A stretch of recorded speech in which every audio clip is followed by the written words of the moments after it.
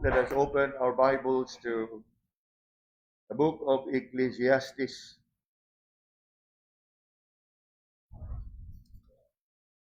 Ecclesiastes chapter 5. Ecclesiastes chapter 5.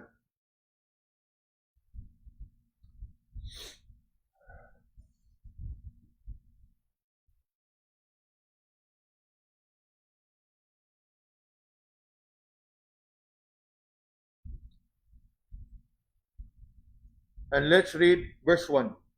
Ecclesiastes chapter 5, reading verse 1. We encourage and invite those that are with us online to please open your Bibles to this portion and join us in reading Ecclesiastes chapter 5 and verse 1. Ready? Keep thy foot when thou goest to the house of God, and be more ready to hear than to give the sacrifice of fools, for they consider not that they do evil. Ang atoang nga pagpamalandong niining kagabhion is titled A Call to Worship. A Call to Worship.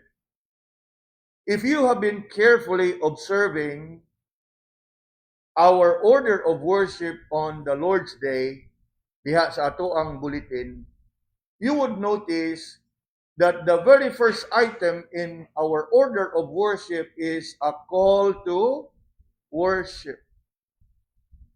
Now, siguro mga naka-obserbar mo niya na, I believe nga,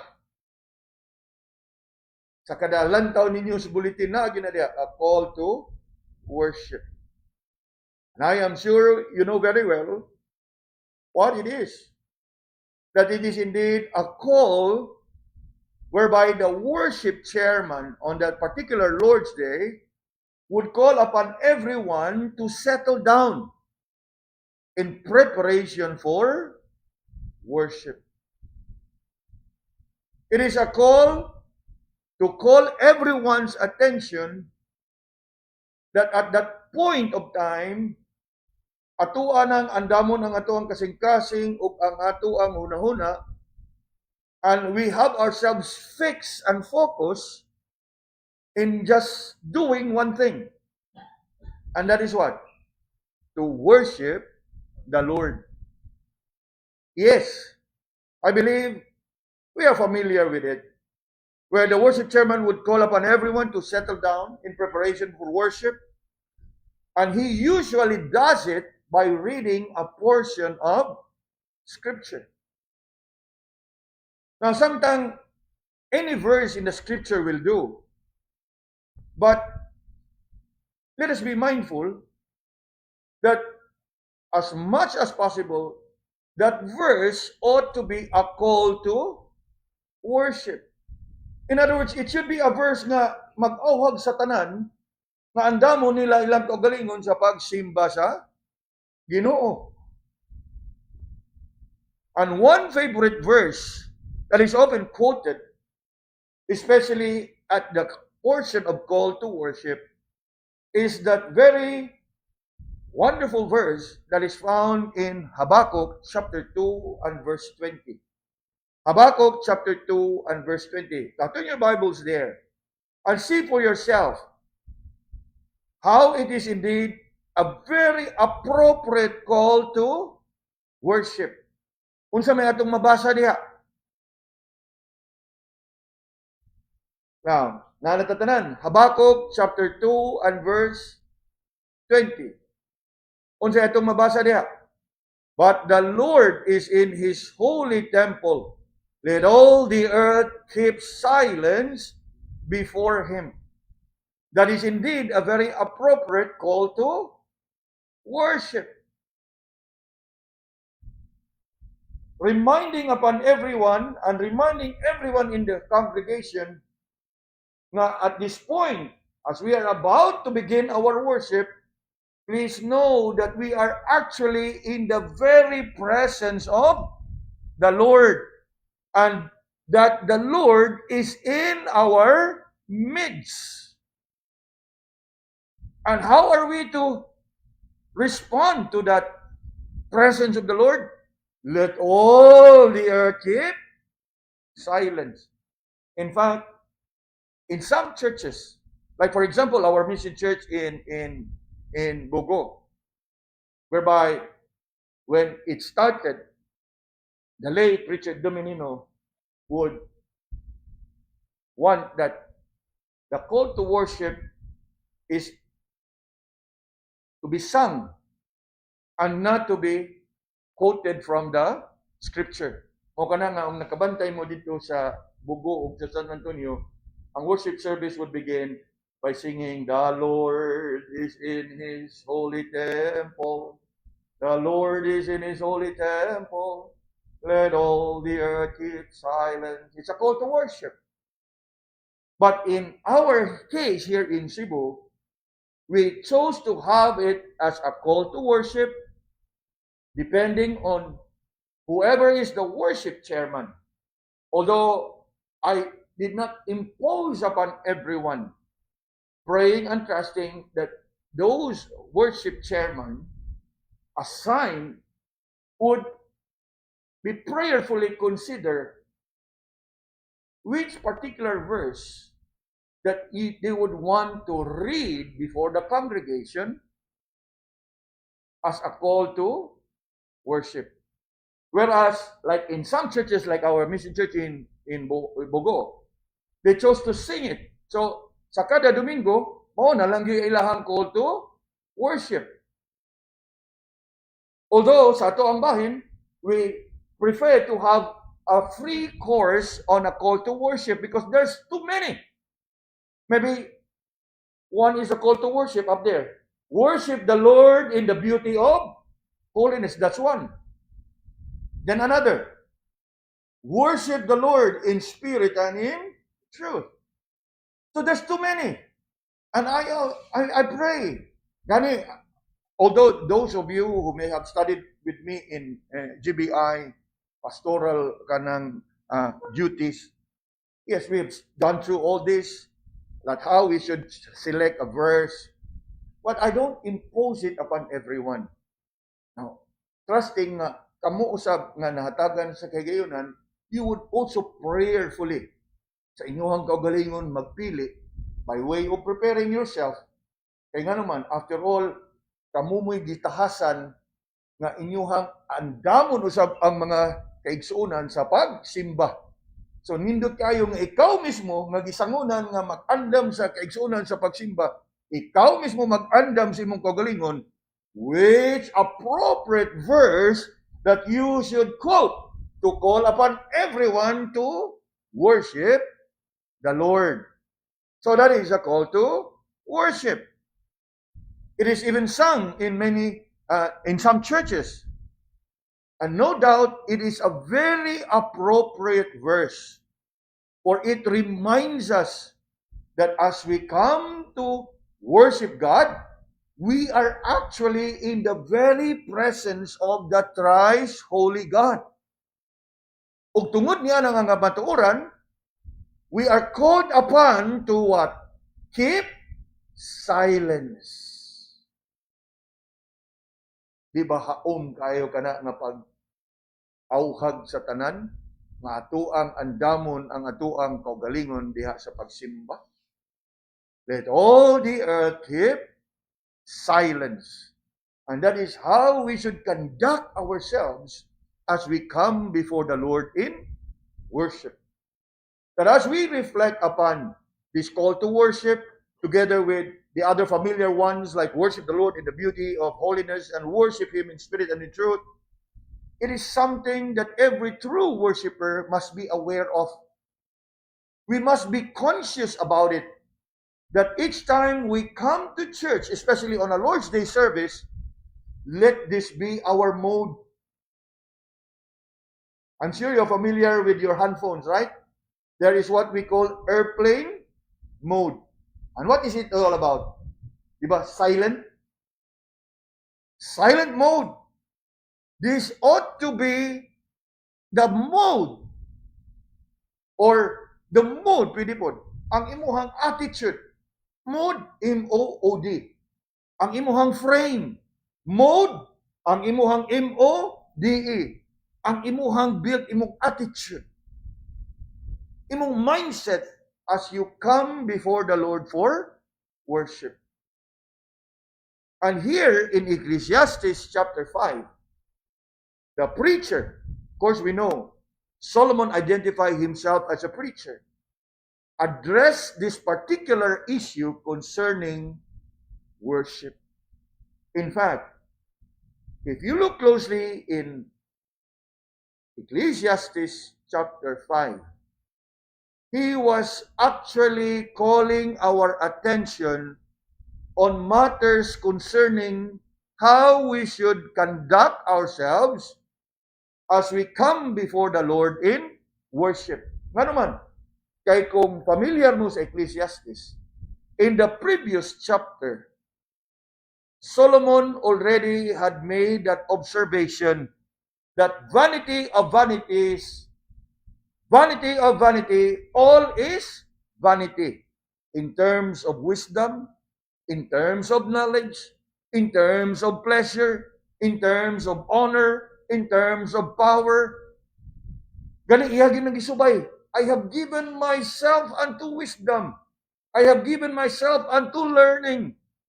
And at the end of it, what did he say? Vanity of vanities, said the preacher. Vanity of vanities, all is vanity.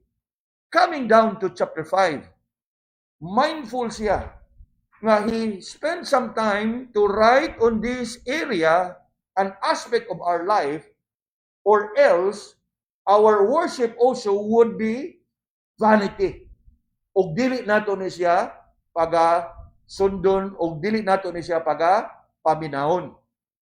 If you look closely in Ecclesiastes chapter 5, especially in the first 6 verses, makita nato diha how the preacher Solomon deals with our worship unto God in the area of sacrifice, in the area of prayer, in the area of making our vows. Now, lantawa pag sa makadiyot. In verse 1, keep thy foot when thou goest into the house of the Lord. Verse 2, be not rash with thy mouth. Be not rash with thy mouth. This is in reference to be careful not to be presumptuous in your prayer.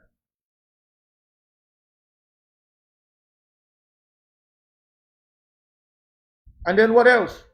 He even mentions about the vanity of sacrifices in verse 1. What else can we hear and see from here?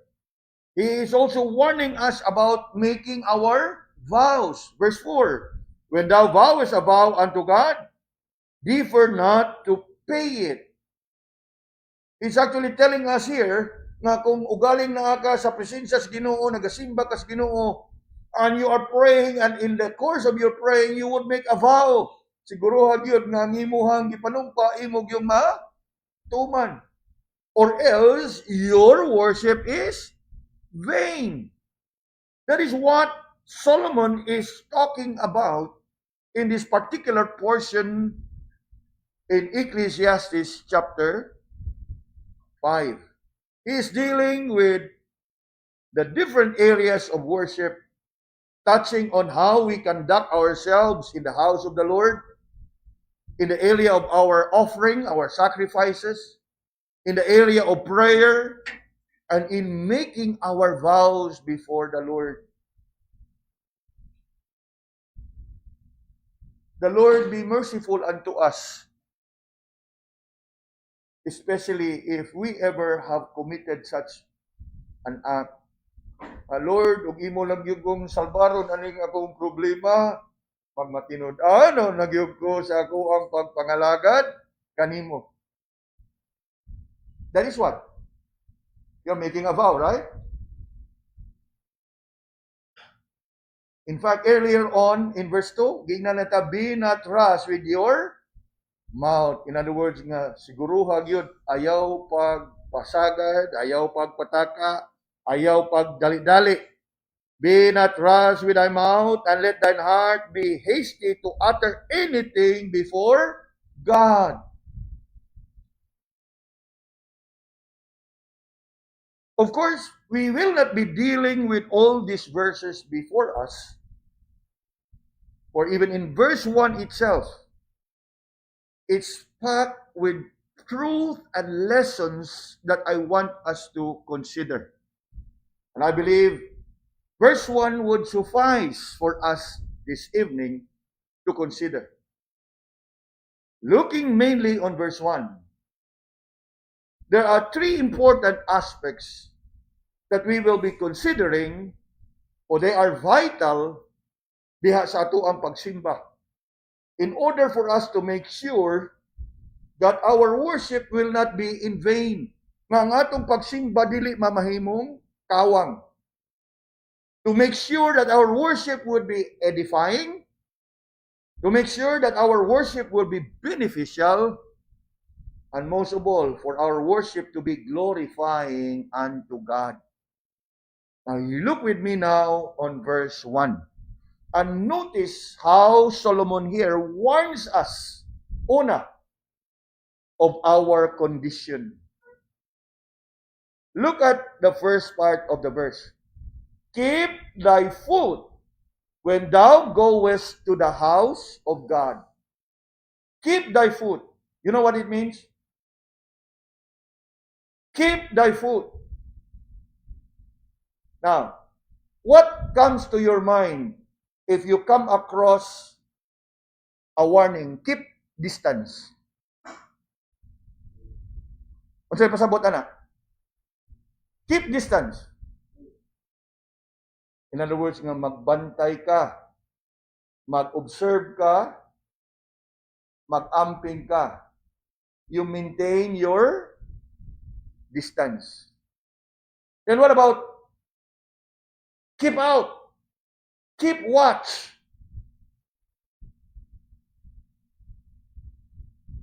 It's actually a warning. It's actually a call for you to examine yourself. Keep thy foot when thou goest to the house of God. Obviously, Solomon here is calling upon us to carefully consider our condition. And it is actually a call for us to prepare. And obviously, this is not just about our physical preparation, but more so, it is a spiritual preparation. It is like being called, check yourself before you go into the house of the Lord. It calls for what? A conscious examination.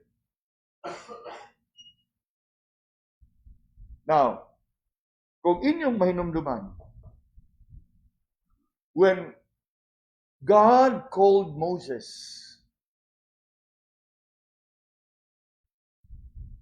God made it clear when Moses was about to approach God in that burning bush experience, take off your sandals, for this is a holy ground. Now, if we look at the command, initially, ang masod yun sa tungunona, it's more about the physical. But if you look carefully at it, take off your sandals, for this is a holy ground. Kung imog yung tunang o pagayo, it may sound a physical command, but the fact that this is a holy ground is more of a spiritual command. That this is not just about the act of removing your sandals, but in actually examining yourself if you are really worthy to take that step. May numdum ko kaniyad to. Although murag wa naman siguro na lagi practice karon. You know, those of you who've been to House of Hope kaniyad to, we are to leave our slippers outside.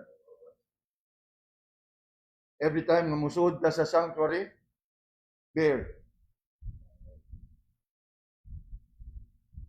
And somehow, it's not about being ritualistic, but I remember the late Robert Yu telling me at one point, there's nothing significant, there's nothing magical. I'm just trying to remind everyone that every time you come before the Lord, you are nothing. Especially in a Jewish practice, to walk on barefoot is an act of humiliation. Maubitaw gyapon na sa atong kultura, labi na sa karaang panahon, mga kabus ug mga sulugoon, what? They walk on bare foot. But as we think and consider what Solomon here said, keep thy foot when thou goest to the house of God. It is a call to prepare ourselves. A call to examine ourselves. And it is not just about preparing our feet, ug sakto ba, putol bang kuko, limpyo ba, but it's actually pertaining to sa tibuok nato nga kinabuhi. Guard yourself. It's a call to what? Prepare our all as we come into the house of the Lord. What else? Solomon indeed warns us of our condition. He's calling us for our preparation, and then he is reminding us of our position.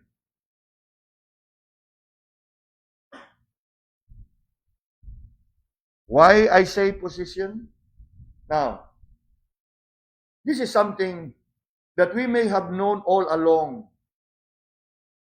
But in reality, we have not really carefully considered. We know very well that every time we go into the house of the Lord, we are coming before whose presence? The presence of God. Nakuha na to? And that is what Solomon here is telling us. Sayri mga kaigsunan, nga sa atuang pagnganhi sa simbahan, we need to understand this carefully. Nga ato ang business atong pag-anhi sa simbahan is to really first and foremost meet God. The church is not about meeting people.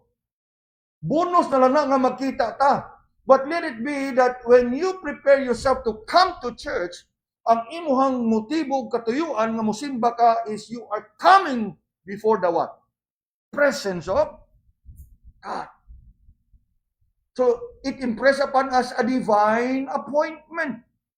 That is why we are to prepare ourselves. That is why we should know our position. Kaya nga naman, we are nobody. And we are preparing ourselves to come before the most holy God. The more it should encourage us to examine ourselves. Are we following? And I am sure we know this all along right from the start.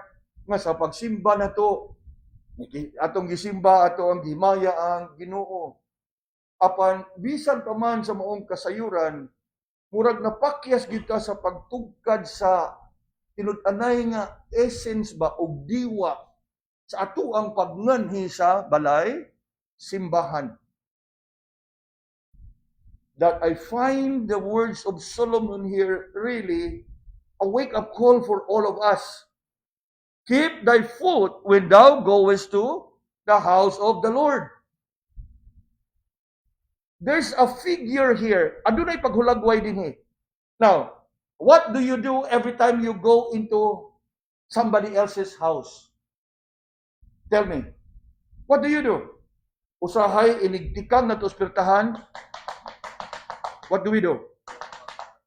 Nga naman, we are mindful nga dili na ba ni atong balay, atong limpyuhan, ang kay kita niya maghatag og kalat dito. Diba? We are mindful, we are conscious, right? Gani ang uban, especially sa medyo sa context sa probinsya, atog yung hubuon ang, ay, ang tagbalay na day maingon nga, ayo lang, okay ra. Mas hugaw pa niya mong suod sa gawas. Di ba no? But we have that kind of consciousness nga as we go into somebody else's house, we take time to examine ourselves ug di ba ta magdaog hugaw dito. Are we getting it? How much more we should have that consciousness when we are entering whose house? According to the text, house of God. Nga kung mindful ka nga musod ka somebody else's house, mama pa ato pagtanawon ug batay na da dito nga maupod na.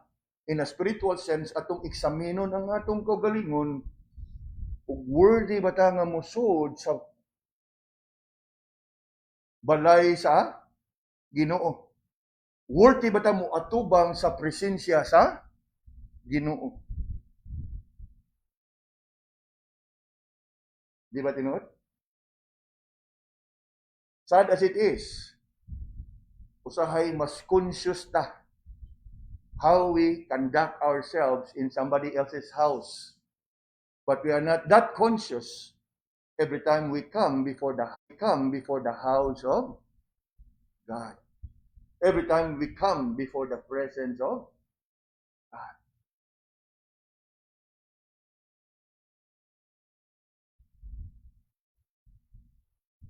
Solomon here issues this warning to remind us. Human na taniya gisabsubayan that wisdom is vain, knowledge is vain, pleasures of life is vain, power and honor is vain. Ecclesiastes 5, he reminds us, siguruha, nga bisan pa man og kawang ang tanan, siguruha nga ang inyong pagsimba dili kawang. That's why he calls upon us and bringing this to our attention, nga diin ato ang masiguro nga ang ato ang pagsimba sa kada semana will never be in vain. Be conscious and be mindful of the fact that every time we come to worship the Lord, we are entering into the house of God. Unya, I'm sure you would agree with me when I say, this is not about nga, nakatamak na ba po time bomb sa ero na, di na kumusod. Oy, it's not about that. It's all about the uncleanness and the filthiness of our heart. Nakuha na ito, mga igsoon? That's why I say this is not the physical preparation. Although yes, it is included, but ang pinakaunod yun ani is the spiritual conditioning nga atong gihimo sa ato ang kaugalingon. If thy foot, when thou goest to the house of God.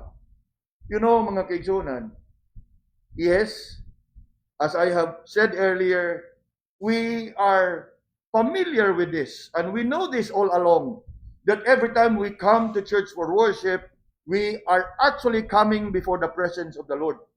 However, what we fail to realize is the significance and the very essence of coming before the Lord. Now, listen carefully mga kaigsunan, para gato yun yung masabtan. As we think about coming before the presence of the Lord, as we think of our coming together into the house of God, I want us to realize this, that every time we come to church in the house of God for worship, we are actually experiencing what I would call a kind of a translation. Translation meaning na you are being translated from one to another. Unsa kung but pasabot ana? Listen carefully. Sayri mga kaigsunan, that every time we go into the house of the Lord for worship, we are actually translated from the secular to the spiritual.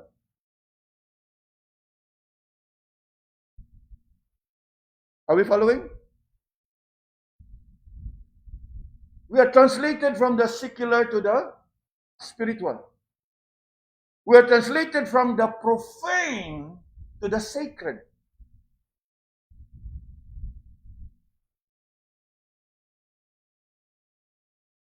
Patungod niya na there has to be that consciousness, purposeful, nga conscious ka nga there are just things nga pwede siguro nimong buhaton dito sa gawas, not that it is sinful, but even pwede nimong pagabuhaton dito sa gawas, apan dili gyud nimo pwede buhaton dinhi sa sulod.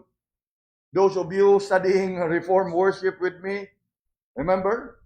Nga, wa gyud dautan magpalupad ka og tabanog sa gawas, pero di gyud ka pwede magpalupad og tabanog suod sa balay simbahan.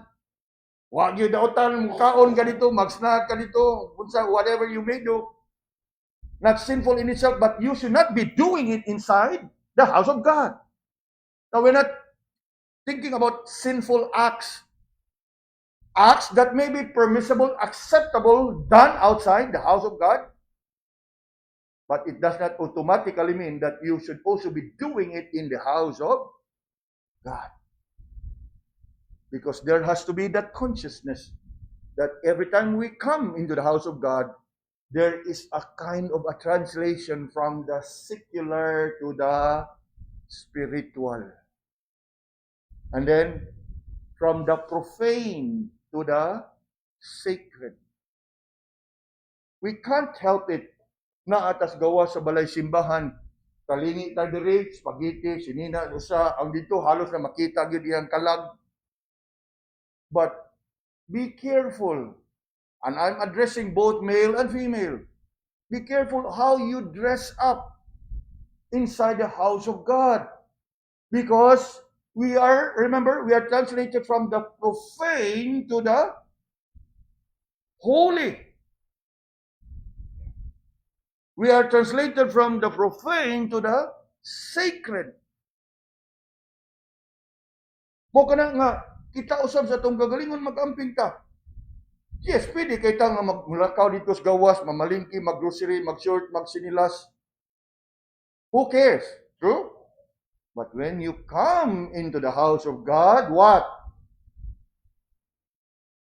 Are we following?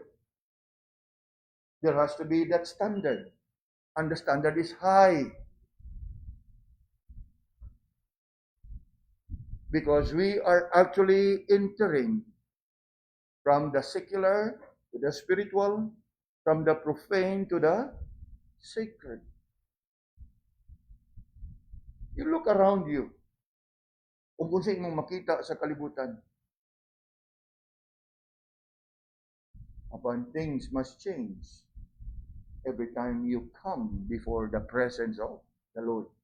Because you are actually translated from the secular to the spiritual, from the profane to the sacred, and from the common to the holy.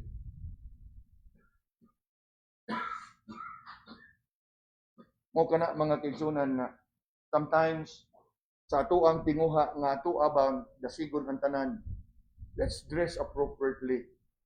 And when I say dress appropriately, doesn't mean it has to be top of the line, it has to be the most expensive. Appropriate is about modesty and propriety.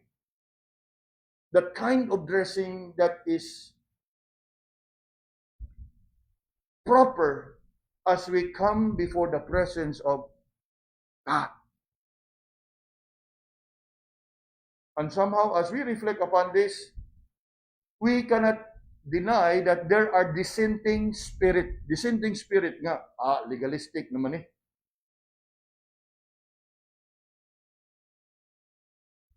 No. We are just imposing and applying propriety sa ato ang panimba.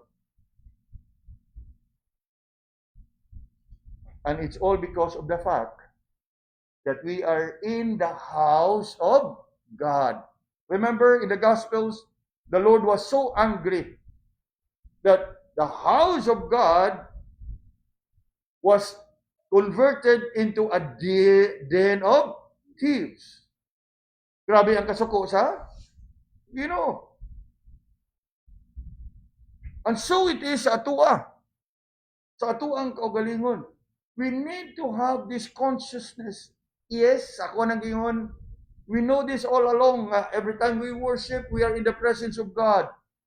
But it's more than just that. We need to realize ang significance, ang diwa niya na, ang essence niya na. Nasayod ka nga nakas presensya sa Ginoo, then how should you conduct yourself? How should you dress up yourself? How you should behave yourself? Kaya lagi, as I brought to your attention, we need to understand that we are actually coming in from the secular to the spiritual. Now, this is not to say nga we be engaged in double standard. Nga abto kas gawas, worldly ka, ngay kabot spiritual ka. No. The fact is, sometimes to akas gawas, you can't help it. You be exposed to all the worldly things.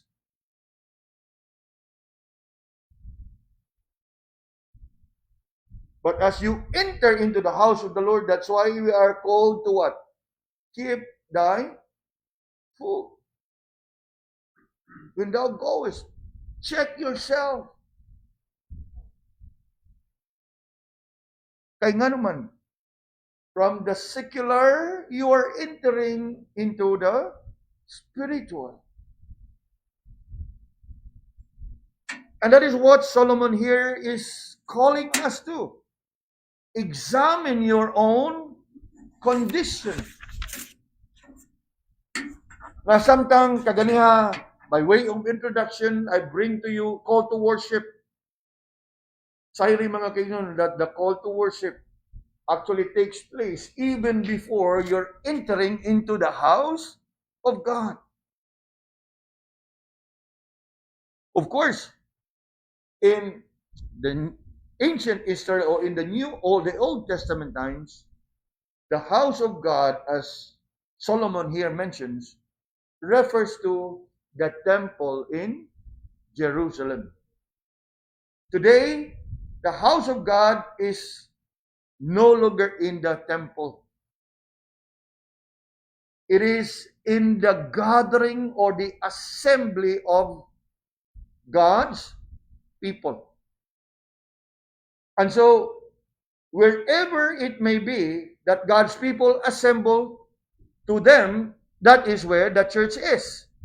So in our case, this may be a rented house that we are having, but since the Lord has provided this for us, the church to gather together, so this is in a way the church, the house of God. And so every time we prepare ourselves to come together in the house of God, collectively as a church, it's one of us should be mindful of how we should prepare ourselves. We need to examine our condition. Eat thy food when thou goest to the house of God. From our condition, notice how Solomon continues to call upon us to prepare ourselves in regards to our concentration. You look at this middle part of the verse. Ingon diha, and be more what? Ready to hear than to give the sacrifice of fools. You know, mga kaigsunan, this is something that I'd like us to examine ourselves. Kaya nga naman, this is in regards to our focus. Asa ta nakakonsentrate every time we come to church.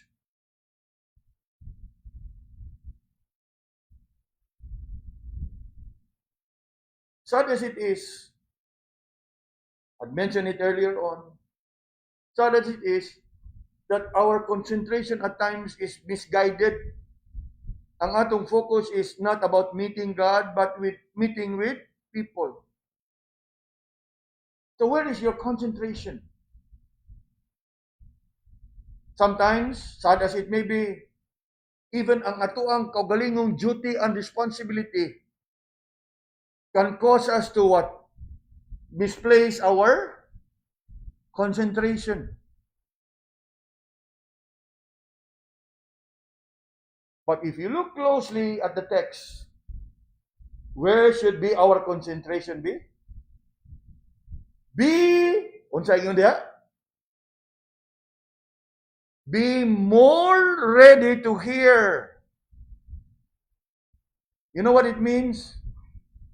Kung andam ka nga mo offer sa imong sacrifice, be more ready to hear. Nakuha na to? Nga naman, kay ang usab yun sa katuyuan sa Ginoo, whenever we come into the house of the Lord, yes, and that is to worship the Lord, but one vital aspect of our worship is the hearing of God's word. Gi-emphasize gyud diha, be more ready to hear than to give sacrifice. Wa na magpasabot nga dili nimo andamon imong kagalingon sa pag-offer sa sacrifice, but if you are well prepared to offer your sacrifice, be more than prepared to hear God's word.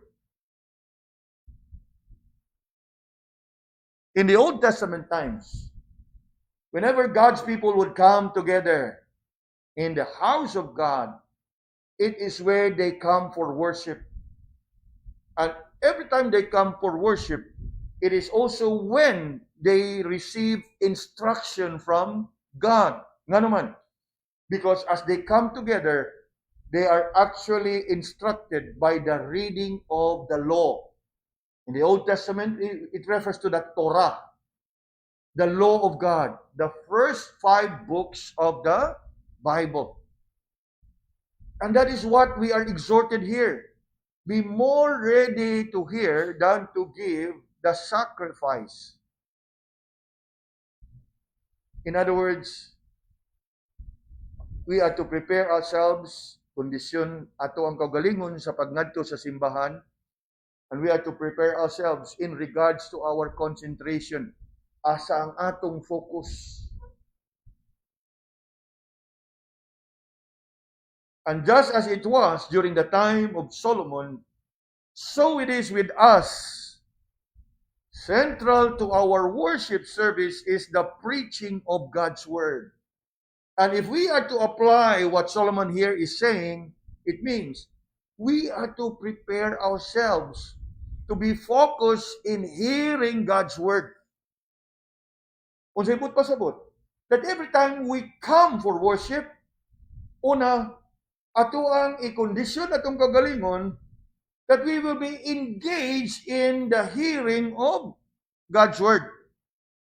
Dili lang nga i-condition nato atong kagalingon, there has to be that anticipation nga sa imuhang pagdungog sa pulong sa Ginoo, you anticipate that there will be instruction, there will be correction, there will be comfort, there will be counsel, there will be rebuke.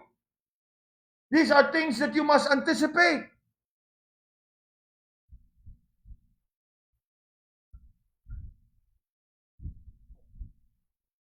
Now, ask yourself, sa kada higayon nga moanhi mo sa simbahan, how is your concentration? Or where is your concentration? Subo kayo pamalandungon mga kigsunan kung ugaling nakakadinhi sa simbahan. And the worst is your concentration is not even in anything in the church. But your concentration and your focus is still on things outside the house of God. It is even wrong in itself kung ang imong concentration is in some other areas but not in the preaching of God's word. Much worse kung ang imong concentration is not in anything within the confines of the church. Kumusta na ka kung negosyo dito sa gawas, no? Kumusta na ka kung linabhan, no? Kumusta na ka? Isn't it sad?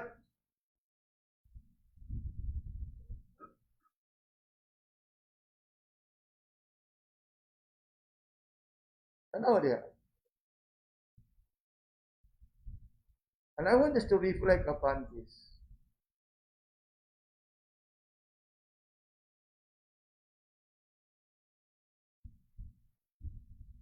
How is our concentration?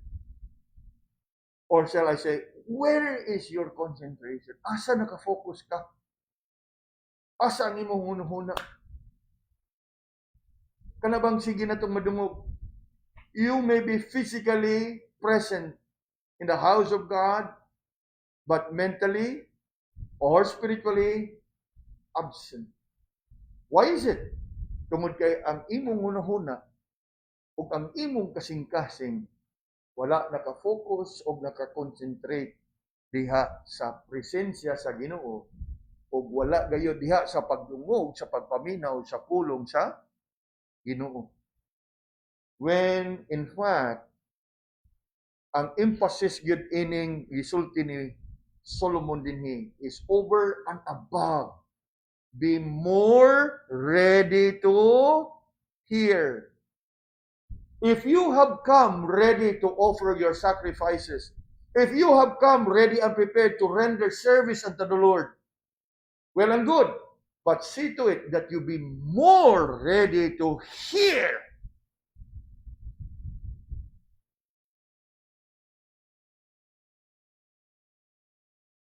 Wa po ni siya nag-awhag dinhi nga, di ko mag-serve pastor kay og ma-serve ko, di na ko kapoko sa pagpaminaw sa pulong sa mabitaw nang butang gid be more. While you may come ready and prepared to serve, while you may come ready to engage yourself in whatever duties, but over and above, see to it that you be more ready. Mo nang emphasis diha, be more ready.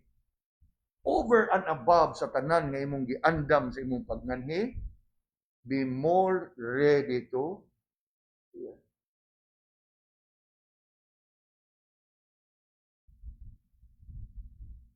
Something for us to really consider. Kay nagtuo ko nga sa taas nga katuigan nga nagasimba ta without fail, perhaps we have been missing these things. We may have been misguided. We may have miscalculated. Or we may have misinterpreted what it is and what it takes as we come and go into the house of God.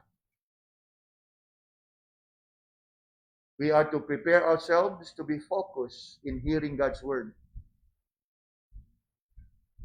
We must commit ourselves to listen carefully. We must commit ourselves to listen reverently with a spirit of humility to learn and obey. In fact, kung imong tutukan pag-ayo mga kaigsunan, and this is what I love really in engaging the text. Kumanata nang be more ready, ingon diha, than to give the sacrifice of fools. Tantawa, you may be engaged in offering your sacrifice, but please understand that all your sacrifice would be acceptable unto God. For it could be that your sacrifice would be somewhat be categorized and be described by Solomon as a sacrifice of fools. And that is a sad thing, isn't it? Simba ka, dala ka sa imong offering nga imong ihalad sa Ginoo. And yet, because you have a disobedient heart, sa dili nimo pagdungog o sa wa nimo pagpaminaw sa pulong sa Ginoo. Just when you think nga ang imong offering would be enough to compensate sa imong kasaypanan o pagkuwang, you are wrong. In fact, your sacrifice, your offering will never be acceptable. In fact, it's called there as what? Sacrifice of fools.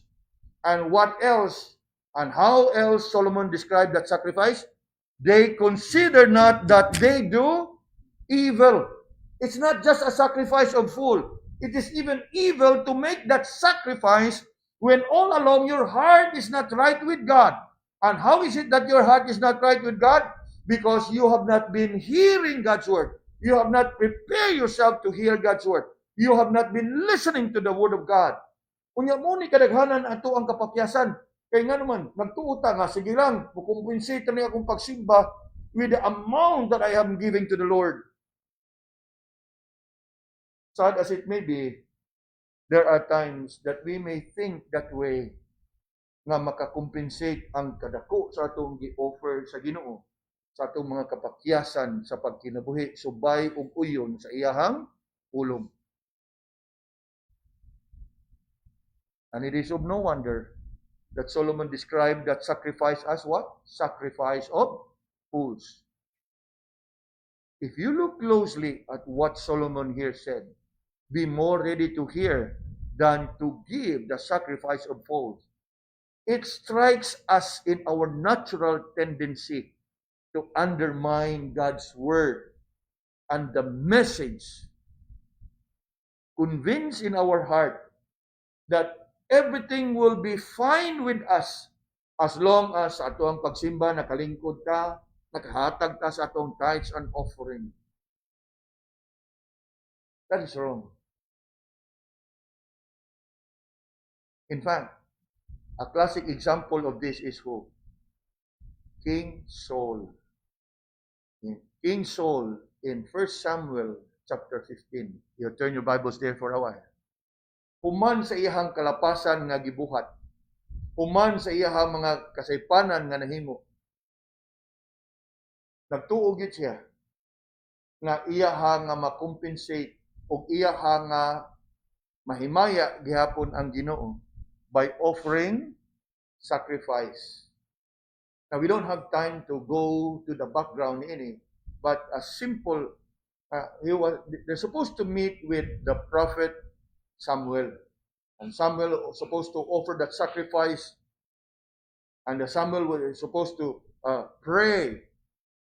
And somehow, King Saul take it to himself, doing things that he is not supposed to do.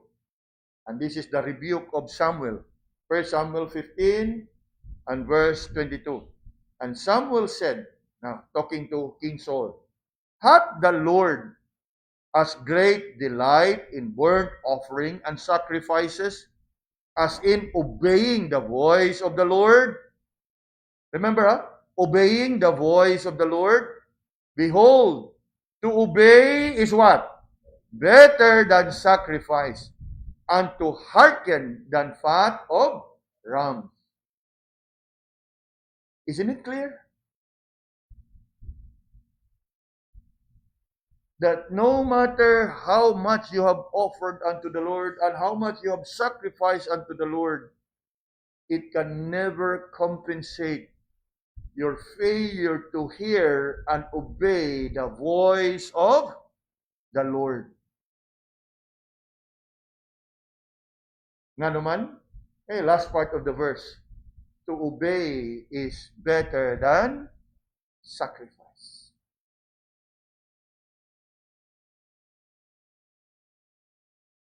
And that is indeed a direct contrast sa ato ang tendency, sa ato ang mentality.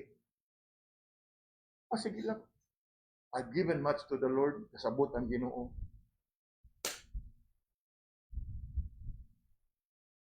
Hindi na pwede.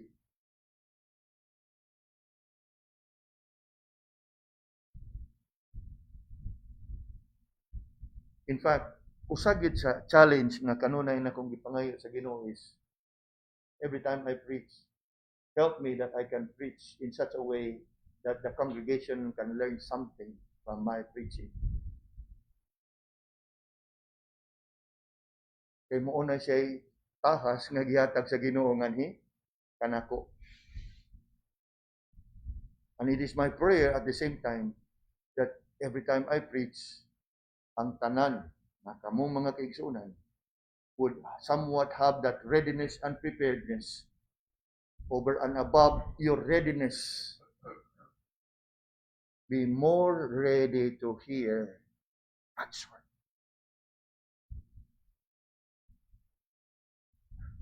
You think about it. Most of you have been with the church for most of the years the church existed.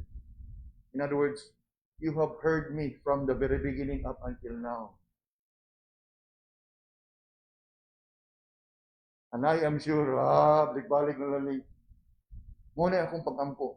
that I can also continue to grow in my handling of the scripture. Kaya nga naman, you have been with me all this time. I cannot just anyhow preach and preach one and the same message. Og nga kang Reverend Timothy to pa kaniyadto, you don't feed your children with fried rice. You know, in Singapore context, mingon gani kag fried rice, bahaw nga giluto og usab. And that is what Reverend To will always say, you don't feed your children with fried rice. Now, nothing wrong, no offense with fried rice, but in Singapore context, mingon gani kag fried rice, meaning, bahaw na niya imong giluto og hali.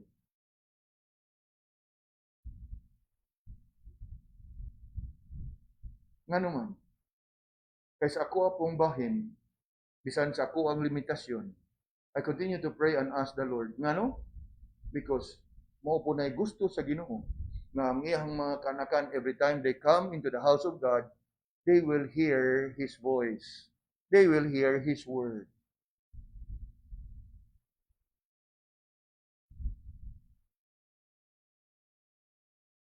Be more ready to hear than to give the sacrifice of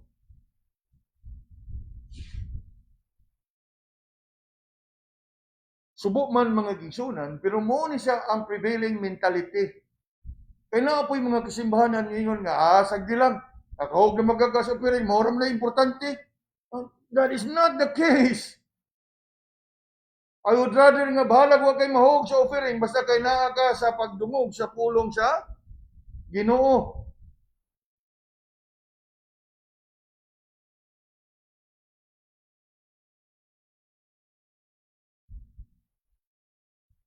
Sad as it is, ingon ana kamubo usahay ang panglantaw sa uban may tungod sa atoang pagsimba. Ay okay ra kasabot na. Nahug na magkakasupirin. Murag mauna lang yung pinaka-importante bas pagsimba. No. In fact, you look closely at the text, be more ready to what? Hear than to give the sacrifice. And what kind of sacrifice? Sacrifice of food. Now, Solomon has called us to consider our condition, our concentration. Lastly, something that we must seriously take into consideration as well. From our condition to concentration, you look at our consecration. Samtang conscious kaita that we can give our offering and our sacrifice unto the Lord. Sad as it may be, all this while, ug mao gyud ang imuhang consciousness and tendency to offer your sacrifice unto the Lord. Perhaps your offering and sacrifice would fall under this category. And what category? Sacrifice of foods. Thinking and believing that the amount that we offer, the sacrifice that we give, is enough to compensate sa ato ang mga kalapasan, sa ato mga pagkuwang, and that it would be enough to please God. After all, we have given much unto Him. And that is why Solomon here warns us, if you are engaged in that kind of sacrifice, you are actually doing what? The sacrifice of fools. And what is it that you are engaged in? You are doing something that is what? Evil. You look again, the last part. They consider not that they do evil. Ug ato nang subayon sa Binisaya, wa gyud nila masayri ug wa gyud nila malantawi nga ang ilahang gihimo dautan. And what is it that they were doing? Sacrifice. And yet, how did Solomon call it? The sacrifice of fools.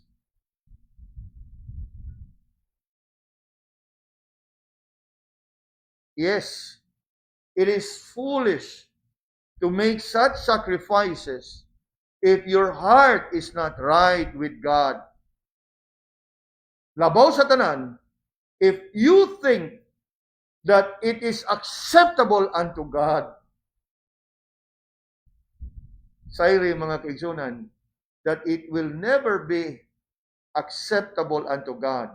In fact, the last part of the verse tells us that it is evil in the eyes of God.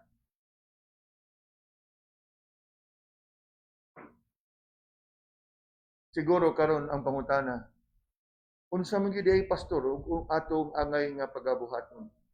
It brings us back to what Solomon here emphasized. Be more ready to hear. Nga naman, kay ang panalangin sa ato ang pagsimba, anaa diha sa pagdungog sa pulong sa Ginoo. And why is it so? Kay sa ato ang pagdungog sa pulong sa Ginoo, una, we receive instruction. And in receiving instruction, we learn more how best we can pursue the will of God sa atong kinabuhi. And in receiving instruction, we will be all the more be equipped, able to discern sa katuyuan o kabubuton sa Ginoo sa atong mga kinabuhi. And if we continue to hear God's word, receiving instruction, we learn and grow not just in our knowledge of God, but in our knowledge of His will sa ato ang mga kinabuhi. And in knowing His knowledge His will sa atong kinabuhi, it enables us to discern even more how we should pursue His will in our lives. And if we happen to find ourselves doing all these things, what happens? Truly, the Lord will be pleased. And when God be pleased, He will be delighted to what? Pour upon us His blessing.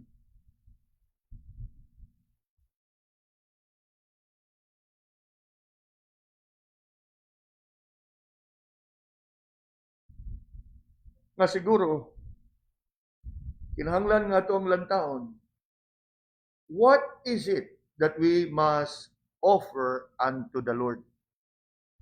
What is it that we are to give unto Him? That our sacrifice will not be evil, that our sacrifice will not be a sacrifice of fool. Now, mga kaigsunan, there's a familiar verse in the New Testament that would settle this matter in regards to our consecration.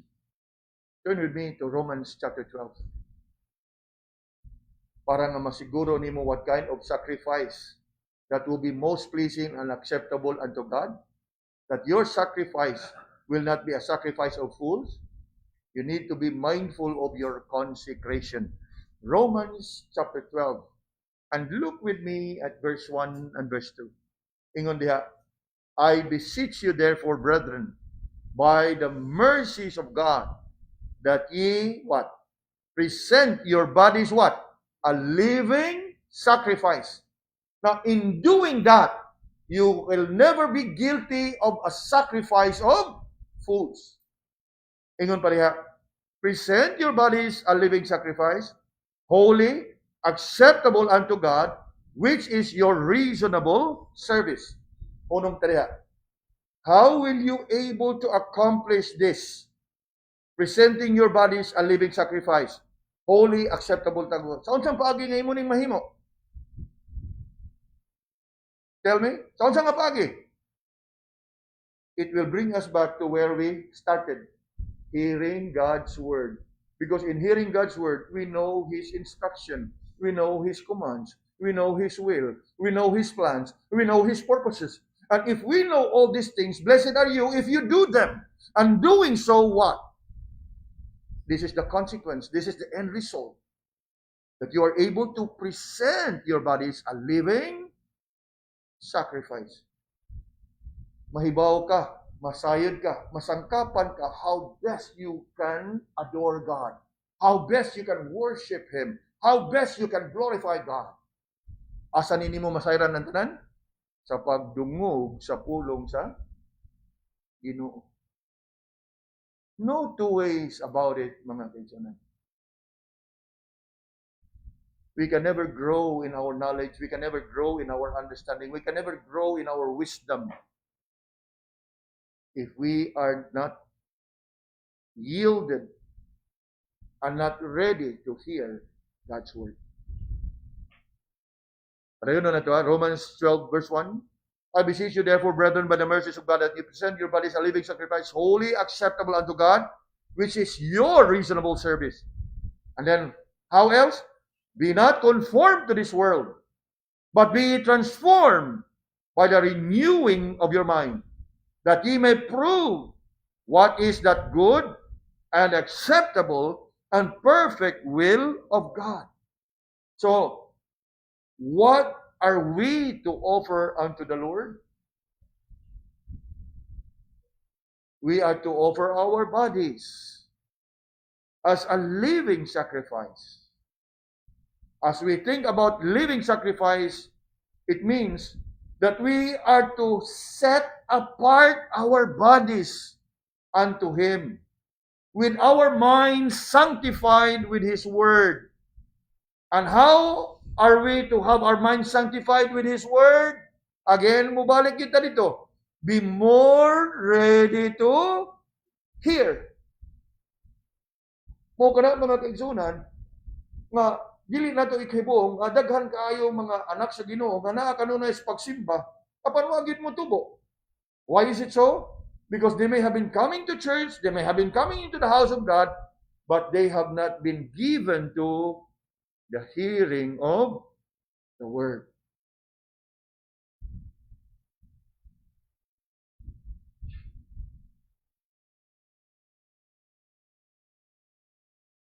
How can you be renewed in the mind without hearing God's word? How will you be able to prove what is good, what is acceptable, what is the perfect will of God sa imong kinabuhi if una sa tanan, you are not given to be more ready to hear?